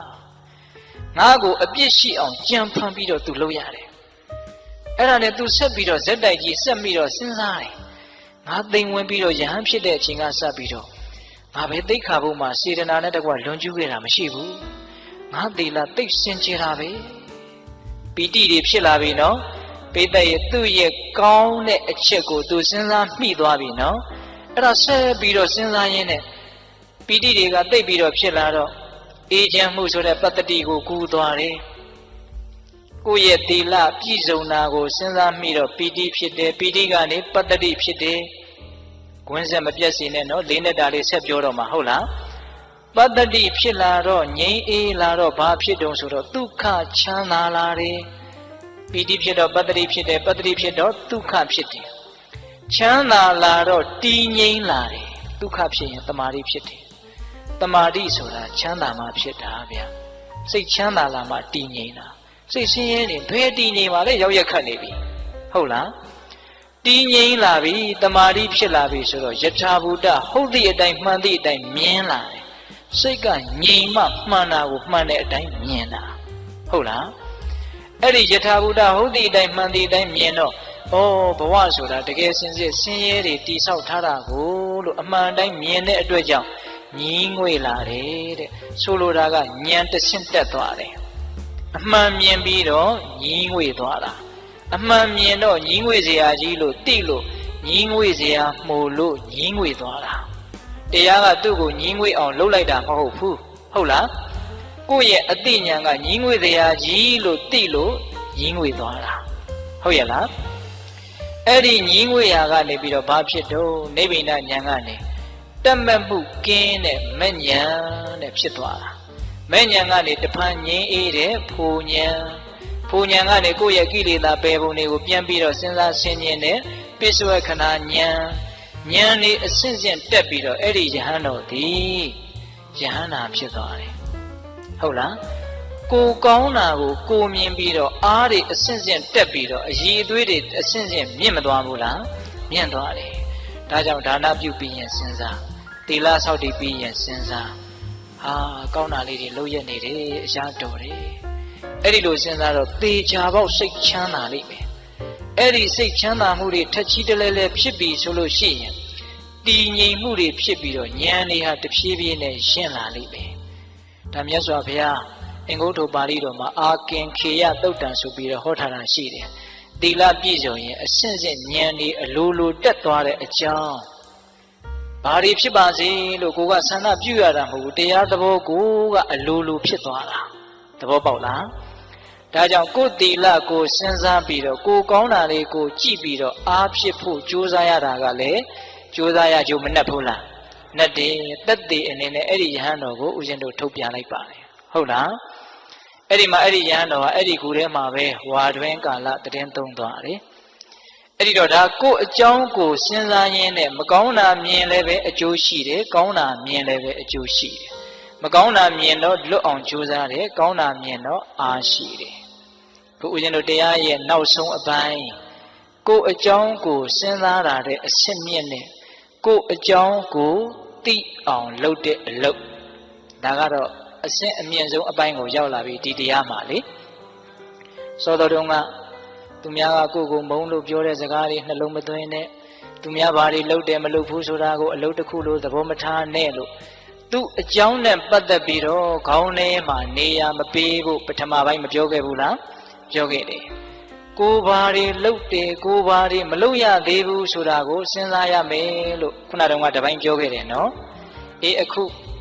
ကိုယ့်ရဲ့အကြောင်းကိုကိုယ်တိုင်သိအောင်ကြိုးစားရမယ်တကယ်တမ်းဦးဇင်းတို့တဲ့တဲ့ပြောရရင်အရိယာဖြစ်တယ်ဆိုတာကိုယ့်အကြောင်းကိုတကယ်သိသွားတာဗျခုတရားဓမ္မတို့ဦးဇင်းတို့ပုထုဇဉ်တွေဆိုတာကိုယ့်အကြောင်းကိုတကယ်မသိကြသေးဘူးဟုတ်လားကိုယ့်အကြောင်းကိုကိုမသိသေးတဲ့အစိတ်အပိုင်းကိုမသိသေးတဲ့နယ်ပယ်တွေအများကြီးရှိသေးတယ်ဟုတ်ရဲ့လားအဲ့ဒါဟုတ်လားစိတ်ပိုင်းဆိုင်ရာပိုးပြီးတော့များတယ်မသိတာစိတ်ပိုင်းဆိုင်ရာမဆိုထားနဲ့ဗျရုပ်ပိုင်းဆိုင်ရာတောင်ကိုမသိသေးတဲ့အကြောင်းတွေအများကြီးရှိတယ်ထဲမှာအဆုတ်ကအလုပ်ဘလို့လုပ်တယ်အသေးကအလုပ်ဘလို့လုပ်တယ်ဥကအလုပ်ဘလို့လုပ်တယ်ဟာမသိတာတွေအများကြီးပဲဟင်သူရှင်းနေတာပဲကိုဘာမှမသိအဲ့ဒီရုပ်ပိုင်းဆိုင်ရာကိုအကြောင်းကိုတကယ်သိတယ်ဆိုရင်တောင်မှအဲ့ဒါအရိယာဖြစ်နိုင်နေဗျာနော်ကာယကတတတိဆိုတာကိုယ့်ရဲ့ရုပ်ပိုင်းဆိုင်ရာကိုအကြောင်းကိုသိအောင်ညွှန်ကြားတာပေါ့လားဘာမှတင့်နေတာတန့်ရှင်းတာဘာမှမရှိဘူးတကယ်စင်စစ်နာကျင်ကြိုက်ခဲတာတွေမတန့်ရှင်းတာတွေမဟုတ်တဲ့တရားတွေစုနေတာလို့သိအောင်ဒါရုပ်ပိုင်းဆိုင်ရာဒါပဂတိမျက်စိနဲ့တော့မြင်နိုင်တယ်နော်တခါကြီးများဒါကိုအကြောင်းကိုသိအောင်လုပ်ရတဲ့အလုပ်ဟာဘယ်လောက်အကျိုးကြီးတယ်လဲဆိုတာပြောပြတာစိတ်ပိုင်းဆိုင်ရာနာမ်ပိုင်းဆိုင်ရာခံစားမှုပိုင်းဆိုင်ရာတွေမှာပိုးရှုပ်ထွေးတယ်မသိသေးတာတွေအများကြီးပဲအဲ့တော့ကိုအကြောင်းကိုသိလို့ရှိရင်တရားဓမ္မတို့ဦးဇင်းတို့တွေကိုအခက်အခဲကိုလွတ်ငြိမ်းအောင်လုပ်လို့ရတယ်ကိုအကြောင်းမှာကိုမသိဘူးဆိုရင်ကိုအခက်အခဲကိုဘယ်လိုလုပ်လွတ်အောင်လုပ်လို့ရမလဲခုတရားဓမ္မတို့ဦးဇင်းတို့တွေလူတိုင်းမှာအခက်အခဲကိုစီရှိတယ်နော်ရှိတယ်နော်တရားကြီးများဟုတ်လားအဲ့ဒါကိုအမှန်တိုင်းသိရမယ်အဲ့တော့အဲ့ဒီအခက်အခဲအဲ့ဒီအကျက်တဲတွေကိုပြေးလဲခြင်းနဲ့ဆိုရင်ကိုအကြောင်းကိုသိအောင်ကြိုးစားရမယ်ဒါကဘောဟာရတစ်မျိုးနဲ့နားလည်အောင်ပြောတာတကယ်စင်စစ်ကိုအကြောင်းကိုသိအောင်ကြိုးစားတယ်ဆိုတာတတိပဋ္ဌာန်တရားကိုအားထုတ်ရတယ်လို့ပြောတာပါပဲဟုတ်လားကိုတတိပဋ္ဌာန်တရား၄ပါးရှိတယ်လေရုပ်ပိုင်းဆိုင်ရာကိုသိအောင်ကြည့်ပြီးတော့သိအောင်လုပ်နေတဲ့တတိပဋ္ဌာန်ဟုတ်လားကာယ ानु ပတနာတတိပဋ္ဌာန်နောက်ဝေဒနာပိုင်းဆိုင်ရာသိတယ်နောက်စိတ်ပိုင်းဆိုင်ရာသိတယ်နောက်တရားသဘောဆိုင်ရာသိတယ်ကာယဝေဒနာစိတ်ဓာတ်ဓမ္မဟုတ်လားအဲ့ဒီမှာယုတ်ကပထမဦးဆုံးသိထင်ရှားတဲ့အတွက်ကြောင့်ပထမဦးဆိုတာယုတ်ပိုင်းဆိုင်ရာကိုအရင်သိအောင်ကြည့်တဲ့အလုပ်ကိုအရင်လုပ်ရတယ်အာနာပါနဝင်လေထွက်လေကိုမှတ်မယ်ဟုတ်လားထိုင်ရင်ထိုင်တယ်လို့သိမယ်သွားရင်သွားတယ်လို့သိမယ်ဟုတ်လားပူရင်ပူတယ်လို့သိမယ်အေးရင်အေးတယ်လို့သိမယ်ဘယ်သူအကြောင်းဘယ်သူသိနေတာလဲကိုအကြောင်းကိုသိနေတာသိပါများလာရင်ဉာဏ်ကထက်လာတာရှေ့ဆက်ပြီးတော့အဲ့ဒီလိုရုပ်ပိုင်းဆိုင်ရာကိုသိပါများလာရင်ဦးဇင်းတို့အကျေကြီးပြောရင်တရားရှည်သွားမယ်နော် ရုပ်ပိုင်းဆိုင်ရာကိုသိပါများလာရင်စိတ်ပိုင်းဆိုင်ရာနာမ်ပိုင်းဆိုင်ရာကိုတဖြည်းဖြည်းနဲ့သိလာတယ်စိတ်ဟာရုပ်ထက်ပိုပြီးတော့သိဖို့ခက်ခဲတယ်ဗျအဲ့ဒီမှာစိတ်ပိုင်းဆိုင်ရာဘာတွေသိလာမလဲဆိုလို့ရှိရင်ကိုယ့်ရဲ့မကောင်းတဲ့စိတ်ဓာတ်ကလေးတွေကိုသိလာတယ်လောဘတွေဖြစ်လာတာသိလာတယ်ဒေါသတွေဖြစ်လာတာသိလာတယ်တခါတလေကြတော့လည်းပဲအလောဘအဒေါသကောင်းမြတ်တဲ့စိတ်ကလေးတွေဖြစ်တာလည်းရှိလို့အဲ့ဒါလည်းသိလာတယ်သိရင်ဘာအကျိုးရှိမှလဲလို့ဒါလေးဆက်ပြီးတော့စဉ်းစားကြည့်လောဘဒေါသမောဟတွေကိုမြင်မှများသိပါများလာတော့လောဘဖြစ်ရတာဟာအင်မတန်ပင်ပန်းတကူလို့ကိုယ့်ကိုသိလာတယ်နောက်တခါကြီးများဟုတ်လားဒေါသဖြစ်တာကိုသိလာပါများတော့ဒေါသဖြစ်ရတာဟာအင်မတန်ပူလောင်တကူအင်မတန်အကျိုးနည်းတကူလို့ကိုယ့်ကိုသိလာတယ်ပိဋကရဲ့သူများပြောလို့သိတာလားကိုယ်တိုင်လက်တွေ့ကိုသိတာလား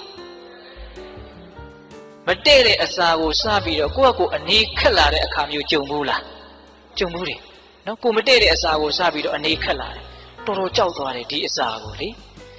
ကိုယ်တိုင်လက်တွေ့မကြုံခင်တော့ကတော့သူများကပြောတယ်ဟာဘယ်အစားအစာနဲ့ဘာနဲ့ရောစားရင်မတည့်ဘူးဟာတော်တော်ဆိုးတာပဲသိခံစားချက်မရှိကိုယ်တိုင်စားလို့ကိုယ်တိုင်မတည့်လို့ကိုယ်တိုင်ခံစားလိုက်ရပြီဆိုတော့မသိဘူးလားသိတယ်အခုတရားတွေကစာအုပ်တွေထဲမှာလည်းအများကြီးရှိတယ်ဘုန်းကြီးတွေလည်းအများကြီးဟောနေတာပဲလေအခုကိုယ်အကြောင်းကိုသိတယ်ဆိုတာကကိုယ်တရားကိုကိုယ်ပြန်နာတာဒီတိုင်ဘာလို့တယ်ကိုယ်တရားကိုကိုယ်ပြန်နာတာလောဘဒေါသဖြစ်တာကိုမိအောင်ဖမ်းကြည့်လောဘဖြစ်စေဒေါသဖြစ်စေလေးကိုမိအောင်ဖမ်းကြည့်ဖြစ်မှန်းသိကြည့်ရင်ဖြစ်စင်းမှလည်းပူလောင်တကူဆင်းရဲတကူဘာကောင်းကျိုးမှမရှိတက်အကျိုးမဲ့ကိုဆောင်ကျင်းဖို့ဒီတရားလေးတွေကဖြစ်တကူလို့အဲ့ဒီတရားကပဲကိုယ့်ကိုတရားဟောတာတနည်းအားဖြင့်လောဘကပဲကိုယ့်ကိုတရားဟောလိုက်တာငါဘလောက်ပူလောင်နေဆိုတာမင်းသိလားလို့သူကပြောတာဒါပေမဲ့သူကတော့အမြဲတမ်းတရားဟောပါတယ်လောဘဖြစ်တဲ့ခန္ဓာကိုယ်ကတော့ပူလောင်တာပဲထူးခြားတာကကိုမသိလိုက်တာနဲ့သိလိုက်တာဒါပဲကွာသွားတယ်ဟင်ဒီကမကြီးတွေအဲ့ဒါဟုတ်လားဒေါသကတော့အမြဲတမ်းဖြစ်နေတာပဲလေအခါအားလျော်စွာပေါ့လေအမြဲတမ်းတော့မဟုတ်ဘူးပေါ့ဖြစ်เสียကြုံတိုင်းဖြစ်နေတာပဲသူဖြစ်တိုင်းလဲခန္ဓာကိုယ်ကိုပူလောင်တဲ့အကျိုးတရားတွေခန္ဓာကိုယ်ကိုဆုပ်ယုပ်စေတဲ့ဓာတ်တတိတွေဖြစ်အောင်သူအမြဲတမ်းလုပ်နေတာပဲသူကတော့သူ့အလုပ်သူလုပ်ပြီးတော့အကျိုးမဲ့ကိုဆောင်ကျင်းပြီးတော့ဖြစ်ပြီးတော့ပြတ်သွားတာပဲကိုကသိလိုက်တာနဲ့မသိလိုက်တာပဲကွာတယ်အဲ့ဒီလိုမသိလိုက်တဲ့အခါကျတော့လောဘဒေါသကိုကြောက်ရကောင်းမှလည်းမသိဘူးလောဘဒေါသကိုဖယ်ရကောင်းမှလည်းမသိဘူးဒါကြီးနဲ့ပဲနေနေတာပဲအဲ့ဒီတော့ကိုယ်အကြောင်းကိုသိပါများလာတော့လောဘဒေါသဆိုတာသူတော်ကောင်းကြီးတွေပြောတဲ့အတိုင်းမကောင်းဘူးဆိုတာတကယ်ပါလားလို့အဲ့ဒီမှာတကယ်ပါလားဆိုတာလေးပါလာတယ်စာအုပ်ကိုဖတ်တိုင်းတကယ်ပါလားလို့ခံစားလို့မရဘူးနော်တကယ်ကိုမြင်အောင်ကြည့်ဟုတ်လားအဲ့ဒီလိုမကောင်းတာကိုမကောင်းဘူးလို့သိရင်ရိုးရိုးလေးဗျာတရားဆိုတာမကောင်းတာဆိုတာတကယ်မကောင်းတာပါလားအခုတရားဓမ္မတို့ဦးဇင်းတို့တွေကမျက်စိလဲနေတယ်မကောင်းတာကြီးကိုကောင်းတယ်လို့ထင်နေတယ်ဗျာဖရာယဟန္တာတွေကမဟုတ်ဘူးလားလောဘဖြစ်ရင်ဆင်းရဲမယ်လို့ဟောတယ်ခင်ဗျားတို့ကျုပ်တို့ကစိတ်ထဲကမတိမတာညင်းနေတယ်လောဘဖြစ်တိုင်းဆင်းရဲတယ်ဆိုတာဟုတ်ပါမလားဒါကြောင့်လောဘကိုကြောက်ရကောင်းမှလည်းမသိဘူးလေဒါကြောင့်ကိုတရားကိုပြန်နာတယ်ဆိုတာကိုအကြောင်းကိုသိအောင်လုပ်တာဒါမကောင်းတာကိုသိပြီးတော့မကောင်းမှုကနေ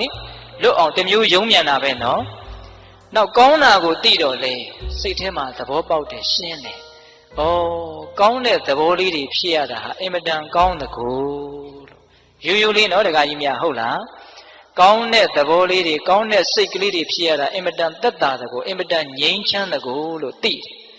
သိတော့ကောင်းကျင်တဲ့စိတ်တွေပိုးပို့ပြီးတော့ပေါက်လာတယ်အဲ့ဒီတော့ဘာလဲဆိုတော့မကောင်းတာကိုမကောင်းမှန်းသိပြီးတော့မကောင်းမှုကနေတဖြည်းဖြည်းနဲ့ဝေးသွားတာကောင်းတာကိုကောင်းမှန်းသိပြီးတော့ကောင်းတာတွေတစများသွားတာဒါကြောင့်ကိုယ်အကြောင်းကိုသိရတာဟာအကျိုးမများဘူးလားများတယ်နောက်ဆုံးရုပ်ပိုင်းဆိုင်ရာစိတ်ပိုင်းဆိုင်ရာကိုတတိထားပြီးတော့ကြည်ပါများလာပြီသိပါများလာပြီဆိုလို့ရှိရင်တကယ်စင်စစ်ကတော့ဒုက္ခတွေကြီးစုပုံထားတဲ့အစုအပုံကြီးပါလားလို့တဖြည်းဖြည်းမှာတနေ့မှာမသိဘူးလို့ပြောလို့ရမလားမရဘူးသိလာနိုင်တယ်နော်အဲ့ဒါလို့သစ္စာဆိုင်အောင်ပိဋကဘာဆိုင်အောင်သစ္စာဆိုင်အောင်သစ္စာဆိုတာ၄ပါးရှိတယ်လို့ဒီပိဋကကြီးသိတယ်နော်ဒီခန္ဓာကိုယ်ကြီးဆိုတာတကယ်စင်စစ်ဒုက္ခတွေရဲ့အစုအပုံကြီးချမ်းသာဆိုလို့ဘာလေးမှမရောဘူးတဲ့ ကိုလက်ခန္ဓာလက်မခန္ဓာတစ်ပိုင်းကိုသိတာမသိတာတစ်ပိုင်းနော်အမှန်ကအမှန်ပဲလေအဲ့ဒါလိုခန္ဓာကိုယ်ကြီးဟာဒုက္ခဒုံဒုက္ခခဲကြီးပါဆိုတာလောကကြီးရဲ့ပထမသစ္စာဟုတ်လားဒုက္ခမှန်သမျှသည်လိုချင်မှုကြောင့်ဖြစ်တယ်ဆိုတဲ့လောဘသီးသားနဲ့ဒုက္ခအလုံးကိုဖန်တီးသူဆိုတဲ့ဒုတိယသစ္စာဟုတ်လားလောဘနည်းရင်နည်းသလောက်အေးချမ်းတယ်ဆိုတဲ့လောဘချုပ်မှသာနဲ့တကယ်ဒုက္ခချုပ်တာဆိုတဲ့တတိယနိရောဓသစ္စာဟုတ်လားအဲ့ဒီလောဘချုပ်လို့ဒုက္ခချုပ်တယ်ဆိုတဲ့နိဗ္ဗာန်ကိုရခြင်းနဲ့ဆိုရင်တနည်းအားဖြင့်ချမ်းသာစေချမ်းသာမှန်ကိုရခြင်းနဲ့ဆိုရင်မမြဲတာကိုမမြဲဘူးလို့အမှန်အတိုင်းသိတဲ့တမ္မာဒိဋ္ဌိခေါင်းဆောင်တဲ့မဂ်ခင်၈ပါးကိုပွားများခြင်းမှတပါးအခြားနီးလန်းမရှိဘူးလို့ဒုက္ခငြိမ်းချမ်းအကျင့်မြတ်ကိုဒါသာလင်ဟုတ်တယ်လို့မဂ္ဂသစ္စာရဲ့အပေါ်မှာသိမြင်နားလည်လာတဲ့စတုထမြောက်မဂ္ဂသစ္စာဟုတ်ရလားခုဒကာမတို့ဦးဇင်းတို့တွေကမဂ္ဂသစ္စာရဲ့တန်ဖိုးလည်းသိနားမလည်ဘူးလေဟုတ်လားဒုက္ခငြိမ်းအောင်ဒီပြင်နည်းတွေနဲ့လည်းပဲလုပ်လို့ရသေးတယ်လို့ထင်နေတာတွေရှိတကူဗျတကယ်စင်စစ်ဒုက္ခငြိမ်းအောင်မဂ်ခင်အကျင့်ကိုကျင့်ခြင်းကလွယ်လို့အခြားအလုပ်မရှိဘူးတနည်းအားဖြင့်ဒုက္ခငြိမ်းအောင်ကိုယ်အကြောင်းကိုသိအောင်လှုပ်ခြင်းမှတပါအခြားအလုပ်မရှိဘူးကိုယ်အကြောင်းကိုသိတယ်ဆိုတာမဂ္ဂသစ္စာကိုပွားများနေတာကိုဆိုတာပါဟုတ်ရလားအဲ့ဒီတော့တတိပဋ္ဌာန်တရား၄ပါးလိုပဲပြောဝိပဿနာလိုပဲပြောမဂ်ခင်လိုပဲပြောကိုယ်အကြောင်းကိုသိအောင်ကိုယ့်ရဲ့သဘောတဘာဝကိုကိုယ်တိုင်သိအောင်ကြိုးစားတယ်လို့ပဲပြောအတူတူပဲမဟုတ်လားအတူတူကိုယ်အကြောင်းကိုသိတာလေးကိုဦးဇင်းကအဲ့ဒါလိုလေးလေးနက်နက်လေးပြောလိုက်တာဟုတ်လားဦးဇင်းအခုတရားဟောတာတဏှာကြီးခွဲရှိပြီဗျာနော်ဦးဇင်းတို့ဒီပလင်ပေါ်မှာဟောလိုက်ရင်အဲ့လိုကြားတာကြီးပဲတရားကဟုတ်လားအဲ့တော့ဏီကုန်းချုပ်တော့မှာနော်တခါကြီးမိုင်များကိုယ်အကြောင်းကိုသိရင်မကောင်းတာသိရင်လည်းမကောင်းတာဟာတကယ်မကောင်းတာပါလားလို့သိပြီးတော့မကောင်းမှုမှတဖြည်းဖြည်းဝေးသွားတယ်ကောင်းတာသိပြန်တော့လေကောင်းတာဟာတကယ်ကောင်းတာပါလားလို့နားလည်ပြီးတော့ကောင်းတာတွေဟာတဖြည်းဖြည်းနဲ့များလာတယ်ဆင်းရဲတွေဝေးပြီးတော့ချမ်းသာတွေကြီးအောင်ကိုယ့်နေတတ်သွားတာပါပဲတကယ်စင်စစ်ကတော့ဟုတ်ရဲ့လားဒါကြောင့်ကိုယ့်အကြောင်းကိုသိဖို့အရေးမကြီးဘူးလားအရေးကြီးတယ်နောက်ဆုံးသစ္စာစိုက်တည်အထိသိမယ်ဆိုရင်တော့သောတာပန်အရိယာဖြစ်တယ်လို့ပြောရတယ်မဟုတ်လားသစ္စာစိုက်အောင်သိရင်မဲ့ညာဖုန်ညာနဲ့ထိုးထွင်းပြီးတော့သိတဲ့အတိမျိုးသိရင်အဲ့ဒါငါသိရင်ဘယ်ဘဝရောက်အောင်မလဲလို့ပူဇော်လိုအောင်မလားမလိုတော့ဘူးဒါကြောင့်ကိုယ်အကြောင်းကိုသိတယ်ဆိုတာကတော့အင်မတန်ကြီးကျယ်တဲ့ကောင်းမှုပါလို့နားလည်ရမယ်ဟုတ်လားဒါကြောင့်ဦးဇင်းတို့တရားတွေကိုပြန်ပြီးတော့ချုပ်တော့မယ်နော်ကိုယ်အကြောင်းသူအကြောင်းသူတစ်ပါးကကိုယ့်ကိုမုန်းလို့ပြောတဲ့စကားတွေကိုမျက်နှိုးလို့သိမ်းထားတဲ့ပစ္စည်းကိုထုတ်ကြည့်တယ်လို့မျိုးပြန်ကြည့်မနေနဲ့ဟုတ်လားသူများဘာတွေလုပ်တယ်မလုပ်ဘူးဆိုတာကိုအလုပ်တစ်ခုလို့အချိန်ကုန်ခံပြီးတော့အကုသို့အဖြစ်ခံပြီးတော့စဉ်းစားမနေနဲ့ဟုတ်လားကိုဘာတွေလုပ်ပြီးပြီကိုဘာတွေမလုပ်ရသေးဘူးလေဘယ်ပြဿနာတွေကတော့ပြေလဲပြီဘယ်ပြဿနာတွေကတော့မပြေလဲသေးဘူးလေလို့လေးလေးနက်နက်စဉ်းစားရမယ်ကိုအကြောင်းကိုစဉ်းစားတာဟုတ်လားပြီးတော့ကိုမှာဘာတွေသိပြီလဲကိုအကြောင်းကိုသိအောင်ကြိုးစားတာဟုတ်လားဒါကြောင့်သူ့အကြောင်းနဲ့ကိုအကြောင်းမှာကိုအတွက်ဘယ်အကြောင်းကအရေးကြီးလဲကိုအကြောင်းကအရေးကြီးပါလေသူ့အကြောင်းသူ့ဖတ်သူအရေးကြီးပါလိမ့်မယ်ကိုကဝင်ပြီးတော့အရေးမကြီးနေတယ်မလိုပါဘူးဟုတ်လားသူကသူ့အကြောင်းသူအရေးကြီးလိမ့်မယ်ကိုလည်းကိုအကြောင်းကိုအရေးကြီးဖို့ပါပဲဟုတ်လားဘာကြောင့်လဲဆိုတော့တကယ်စင်စစ်ကတော့တယောက်ကိုတယောက်တကယ်တမ်းကတော့ဝင်ဆွက်လို့လည်းမရဘူးလေဒါကြောင့်မြတ်စွာဘုရားကအတ္တာဟိအတ္တနောနာထောလို့ဟောထားတာမဟုတ်လားကောဟိနာထောပရောတိယသူတစ်ပါးဟာကိုယ့်ရဲ့အာကိုရာပဲဖြစ်မှာလေတဲ့ဟုတ်လားကိုယ်သေးတာလည်းအသီးကိုယ့်ရဲ့အာကိုရာတယောက်တယောက်ရဲ့အာကိုရာမဖြစ်ပါဘူးဟုတ်လားဒါကြောင့်သူအကြောင်းကိုအကြောင်းဒီသာလည်းကိုအတွက်အရေးကြီးတယ်သူအကြောင်းဒီသူပဲအရေးကြီးပါလိမ့်မယ်လို့တရားတော်မတို့တွေမှတ်သားပြီးတော့ကိုအကြောင်းကိုစဉ်းစားကြတဲ့ပုဂ္ဂိုလ်တွေကိုအကြောင်းကိုသိကြတဲ့ပုဂ္ဂိုလ်တွေဖြစ်နိုင်ကြပါစေလို့ဦးဇင်းတို့ဆန္ဒပြုရင်းနဲ့တရားပွဲကိုတောက်လျှောက်မသိနေဘူးဗျာ9မိနစ်လောက်တရားထိုင်ပြီးမှတ တရားပွဲသိမ်းရအောင်နော်တခါကြီးမိုင်များ